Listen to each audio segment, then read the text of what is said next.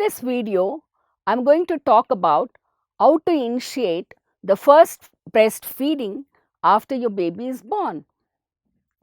It is best to be mentally prepared before the delivery that you will breastfeed your baby immediately after birth.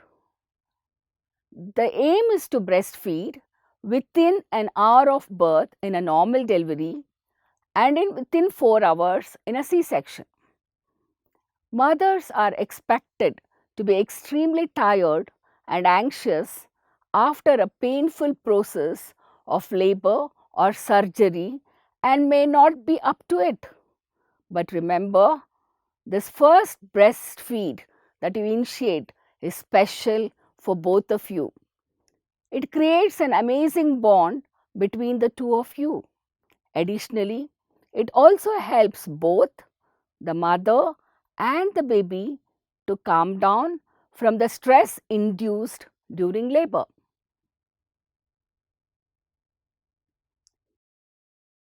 Initiating breastfeeding as early as possible and within an hour of birth is considered as the golden hour of birth. You must be wondering, why am I stressing so much to feed so soon? Why can't it wait for later? There are several reasons for it. Firstly, during labor, a lot of adrenaline, called as a stress hormone, is secreted both by the mother and the newborn. This helps both of them to remain alert and active during the process. This also ensures that the baby remains active to feed immediately after birth. And this first feed will then relax both the mother and the baby. Additionally, since the newborn is alert and active in the first 1 hour, the baby has a very strong sucking reflex during this time. This helps the baby to extract milk from the mother's breast more easily. Secondly, the skin-to-skin contact in the first hour helps the mother and the child to bond and stimulates the hormones to produce more milk. Additionally, it provides warmth to the baby and passes the useful organisms from the mother's skin over to the baby's skin, thereby protecting the baby from infections.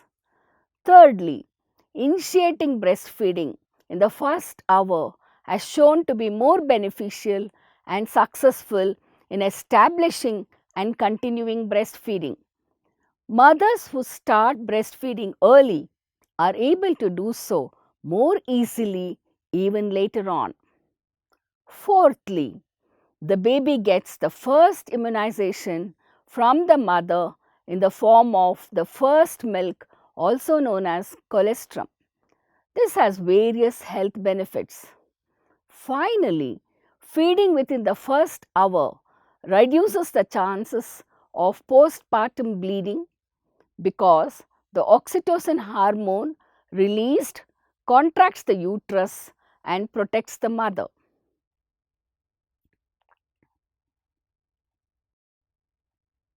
The first thing that should be done immediately after birth is to place the baby in skin-to-skin contact with the mother.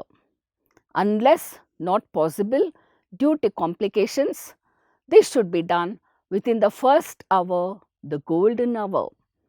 This close contact between the mother and the newborn produces a hormone called oxytocin, which not only helps the mother bond with the baby but also aids in milk letdown. Placing the baby on the mother's chest stimulates the baby's natural feeding instincts and allows the baby to spend time seeking the breast and slowly getting familiar with the mother's breast. This is what we refer to as rooting. Studies have shown that newborns exhibit several behavioral phases during the first magical golden hour. It triggers an amazing natural process known as the breast crawl. In this process, the baby seeks the breast and directs himself towards the breast. So, don't get too nervous about your first feed. When you place your baby on your chest and between your breasts, your baby will naturally find his or her way to the breast and learn to suck from it. Nature is pretty amazing, isn't it? Studies also show that besides secreting milk and colostrum, the nipple and the areola are dense in glands that perhaps secrete attractive odors, which makes the baby familiar with the mother right from the time of birth. The newborn baby also recognizes the mother's voice, and all this natural sensorial stimuli create and intensify the relationship between a mother and her newborn.